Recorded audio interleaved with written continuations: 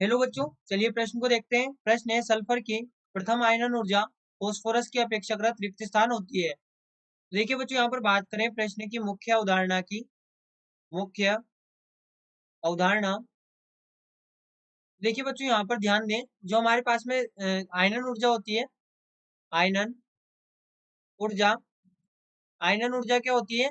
ये होती है बाह्यतम कोश से एक इलेक्ट्रॉन निकालने के लिए आवश्यक ऊर्जा।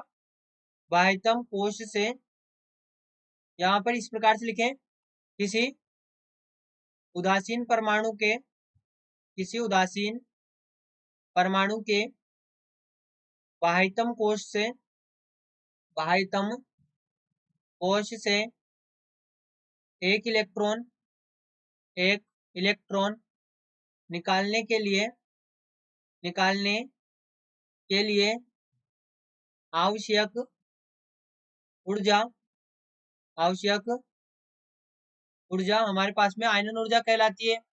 अब यदि हम बात करें सल्फर की, तो सल्फर का इलेक्ट्रॉनिक विन्यास यहाँ पर होता है 1s2, 2s2, 2p5, यहाँ पर 2p6, 3s2 और 3p4। ये हमारे पास में सल्फर का इलेक्ट्रॉनिक विन्यास होगा। और फॉस्फोरस की बात करें तो फॉस्फोरस का इलेक्ट्रॉनिक विन्यास होगा 1s2, 2s2, 2p6, 3s2, 3p3।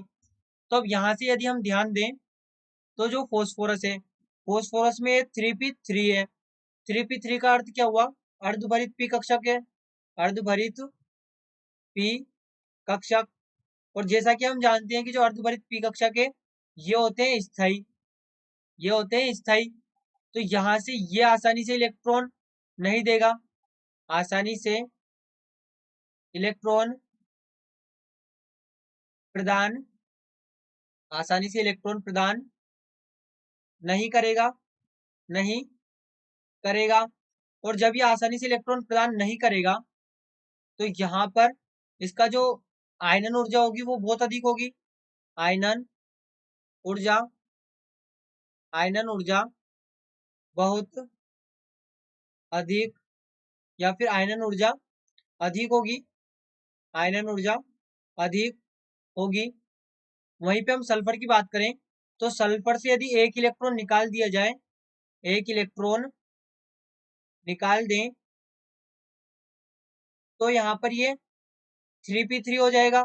और हमें पता है कि 3p3 स्थायी होगा, 3p3 स्थायी होगा। यानी कि हम क्या कह सकते हैं, यहाँ पर सल्फर की आयनन ऊर्जा कम होगी। सल्फर की ये तो इलेक्ट्रॉन को देना ही चाहेगा, क्योंकि ये स्थायी तो प्रदान कर लेगा एक इलेक्ट्रॉन देके। तो यहाँ पे इसकी आयनन ऊर्जा, आयनन ऊर्जा कम होगी। तो हम कह सकते हैं कि जो सल्फर की आयनन ऊर्जा है, आयनन ऊर्जा, ये लगभग 1000 किलो जूल प्रति मोल के बराबर होती है।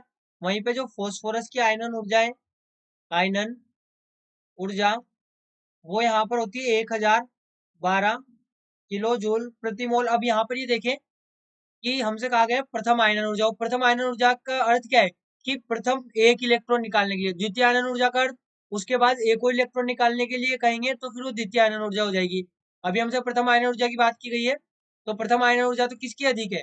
फॉस्फोरस की अधिक है। तो हम कह सकते हैं सल्फर की प्रथम आयनन ऊर्जा फॉस्फोरस की अपेक्षाकृत कम है, फॉस्फोरस की अपेक्षाकृत कम होती है, क्योंकि ये एक इलेक्ट्रॉन निकाल के स्थायित्व, यहाँ पर स्थायित्व ग्रहण कर लेगा, तो ये आसानी से इलेक्ट्रॉन दे देगा, इसलिए इसकी आयनन ऊर्जा कम होगी। तो बच्चों आशा करते हैं आपको प्रश्न समझ आया होगा। धन्यवाद।